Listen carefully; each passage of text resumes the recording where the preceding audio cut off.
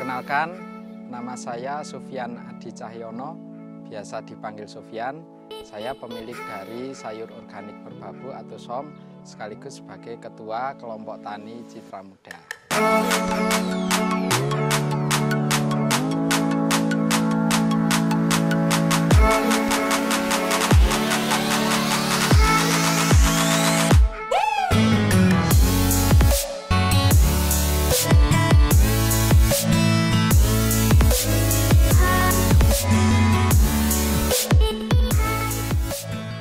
Umur saya 24 tahun, lahir di Kabupaten Semarang 20 Juli 1995. Saya berasal dari keluarga petani. Saya tinggal sejak kecil bertani, tinggal di Dusun Sidomukti, Desa Kupeng, Kecamatan Getasan, Kabupaten Semarang. Sekolahnya saya SD, ini di SD Negeri Kupeng 2. Kemudian SMP-nya di SMP Negeri 1 Ngablak, kemudian SMA Negeri 1 Ngrabak, jurusan IPA, kemudian S1-nya ini di Fakultas Pertanian dan Bisnis, Universitas Kristen Satyawacana Salatiga, Prodi Agroteknologi, sekarang juga masih menempuh S2 di Magister Ilmu Pertanian, UKSW Salatiga. Awal mula ini waktu SMA ini tidak ada kepikiran kalau mau menjadi seperti sekarang, dalam artian menjadi seperti petani. Seperti anak-anak muda yang lain, mungkin sepantaran saya, satu yang disukai pasti teknologi. Nah, waktu itu saya kepikiran SMA, ya kebetulan suka fotografi, edit video itu saya suka komputer juga waktu itu. Nah, saya waktu SMA pengennya cuman lulus SMA ataupun nanti kuliah itu satu, pengen kuliah di Fakultas Teknologi Informasi. Setelah lulus saya pengen membuat itu warnet, karena menurut saya enak, tinggal duduk bisa internetan dapat uang. Siapa yang nggak mau seperti itu, daripada saya harus panas-panasan capek-capekan di lahan.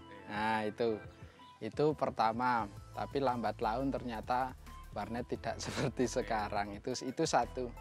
Kemudian yang kedua, setelah lulus SMA ini banyak sekali pilihan.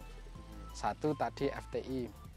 Kemudian yang kedua, karena ibaratnya selain keluarga petani, kita sebenarnya juga keluarga seniman.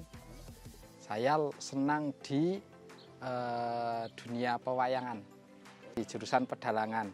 Tapi ini nggak boleh orang tua.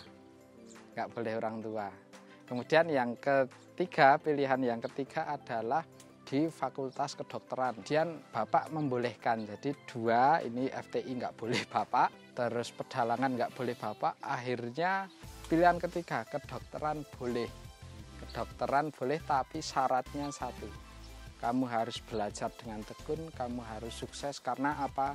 Lahan yang bapak miliki sekarang mau nggak mau harus tak jual untuk biaya kuliahmu. Dari situ saya mundur alon-alon. Oh iya, saya punya sumber daya alam, punya lahan ini sebagai aset, dan saya sejak kecil juga sudah akrab sekali dengan pertanian, tapi pertanian hanya secara turun-temurun. Dari situ bapak menyarankan untuk kuliah di pertanian. Nah, akhirnya saya mau untuk di dunia pertanian. Jadi awal mula saya terjun di pertanian karena paksaan orang tua. Kalau kita ketahui bahwa orang tua ini biasanya kan nggak mau kalau anaknya seperti orang tuanya. Bapak juga sama. Bapak saya nggak mau kalau saya itu menjadi seperti bapak. Tapi dalam artian bukan profesi yang lain. Tapi sama-sama bertani, tapi kalau bisa jangan turun-temurun. Kamu kuliah di pertanian, serap ilmunya sebanyak mungkin supaya bisa diterapkan di pertanian, minimal untuk memajukan usaha pertanian atau profesi pertanian yang dilakoni sekarang. Seperti itu. Ya karena menurut saya ya kepepet dalam artian ekonomi. Ekonomi waktu itu saya ya memang saya sejak kecil bertani, kita sudah tahu seluk-beluknya, sudah tahu enaknya, banyak enggak enaknya itu. Makanya ya itu nek sampai aset ini kok sampai tak jual, saya juga kepikirannya gini, ayo nek kalau saya ini jadi dokter langsung laris bisa buka praktek. Kalau enggak, uang sekitar 500 sampai 1 miliar ini terbuang sia-sia. Nah, dari situ saya pengen paling enggak ini aset ini tak kelola seperti apa. Nah, jalan cara mengelola saya kan satu-satunya juga harus belajar di pertanian, karena di situ saya bisa dapat teorinya, dapat manajemennya, dapat teknologinya untuk saya terapkan minimal di lahan yang saya miliki atau minimal di profesi saya sebagai petani. Itu awalnya seperti itu. Nah, kebetulan semester 2 itu ada sebuah program kewirausahaan mahasiswa. Namanya IBK, Iptek Bagi Kewirausahaan. Ini yang mengadakan adalah Fakultas Pertanian dan Bisnis. Saya waktu itu mengajukan sekitar 15 juta rupiah untuk membangun greenhouse seperti ini. Dan apa yang terjadi, saya habis-habisan waktu itu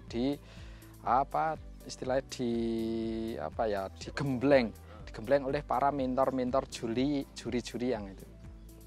Ini kalau saya ngasih kamu invest 15 juta, mau tak kasihkan kamu apa bisa mengembalikan modal sebanyak itu dengan profesimu sebagai petani.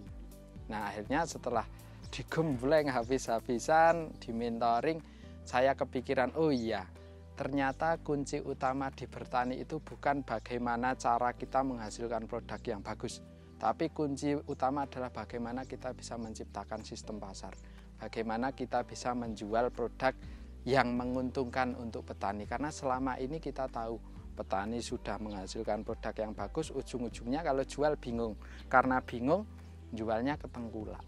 Jual ke tengkulak akhirnya harganya dipermainkan. Nah, dari situ saya kepikiran, saya ubah proposal saya yang awal itu 15 juta buat greenhouse, akhirnya 15 juta untuk bagaimana saya bisa jualan.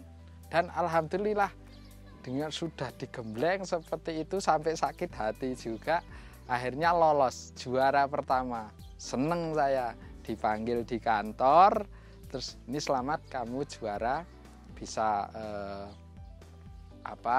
mendapatkan bantuan hibah untuk modal usaha. Saya terima amplopnya, dan apa yang terjadi tak buka, alhamdulillah 15 juta noling glinding 1,5 juta. Mikir lagi, si malakama mau tak terima, kurang, sudah tak terima, mau tak terima kurang, kemudian enggak tak terima, wong sudah menang, tak terima. Konsep dasarnya saya beli sayurnya di bapak, tak kemas, tak jual lagi. Tapi karena biayanya mepet, akhirnya utang dulu sayur yang bapak saya tanam. Tak wrap, tak kemas, dan memang konsep awal saya jualannya online.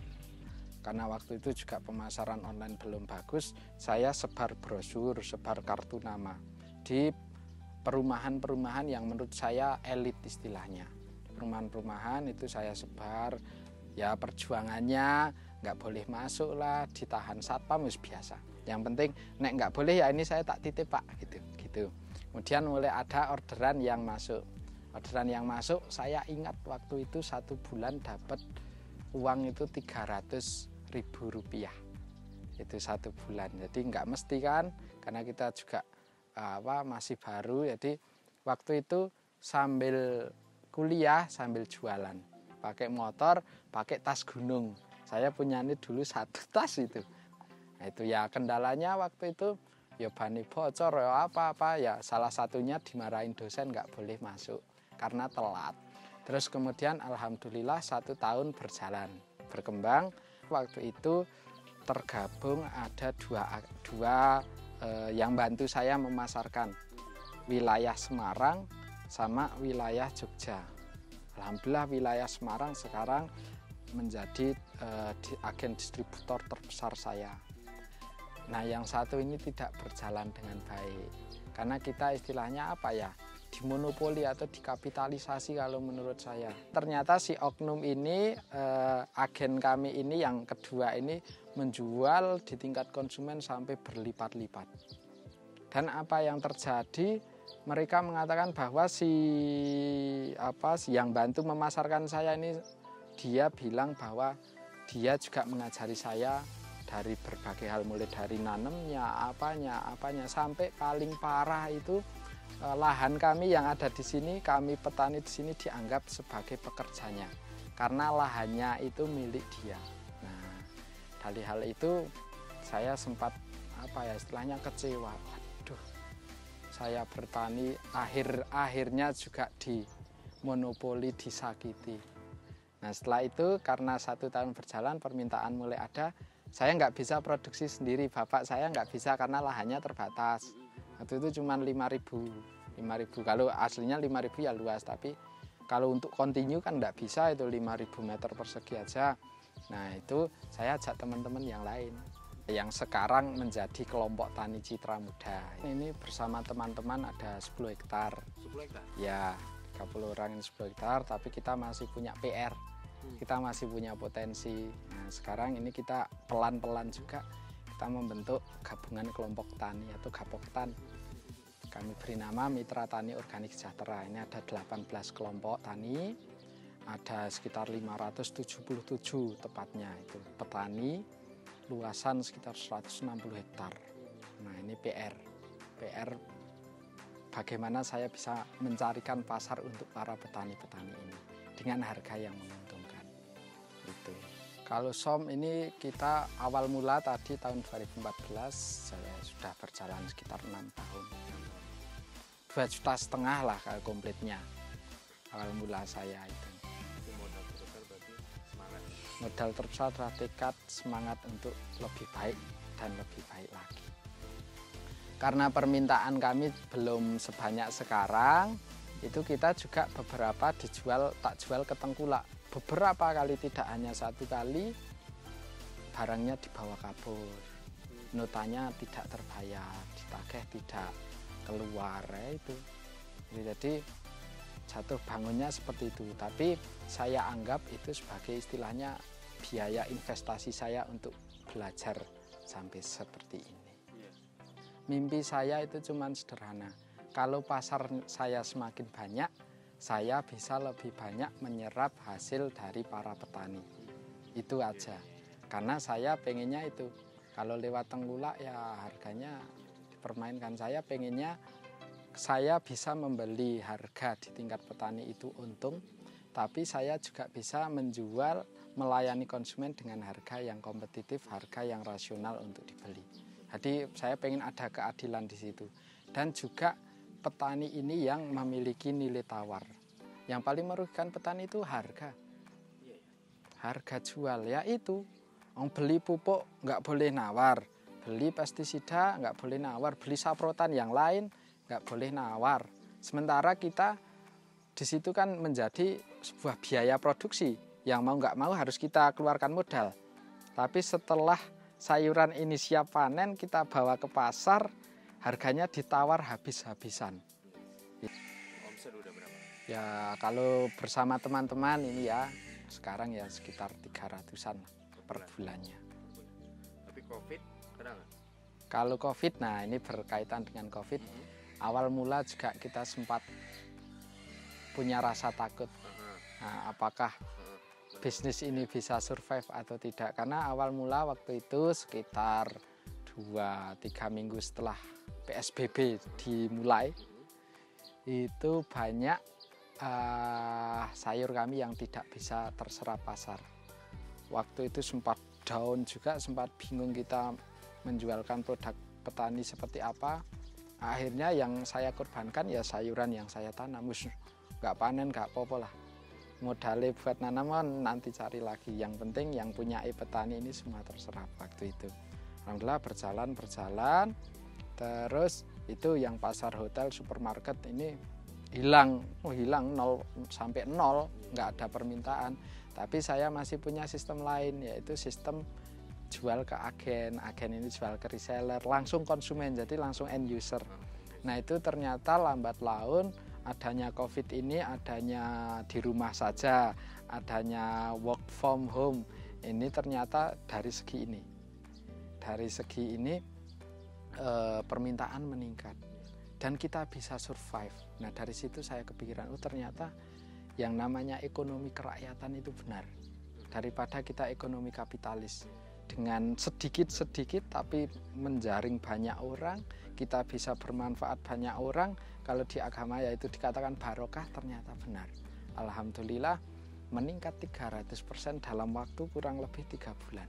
Batu loncatan saya itu saya sudah istilahnya apa ya, sudah terlalu sering sakit hati, terutama terutama itu orang-orang sekitar. Kalau saya ya, kalau ngosok anak petani kuliah petani, dadi petani ya itu sebagai penyemangat saya. Kalau saya menyerah berarti saya kalah dengan omongan itu. Nah, itu sebagai motivasi saya membuktikan ke orang-orang itu bahwa bertani itu juga bisa sukses, bisa juga dihargai oleh orang lain, bisa juga mengenal orang-orang hebat dari seorang menjadi petani, dari menjadi petani. Itu. Jadi saya untung rugi waktu itu ya jelas rugi, tapi kalau saya menyerah,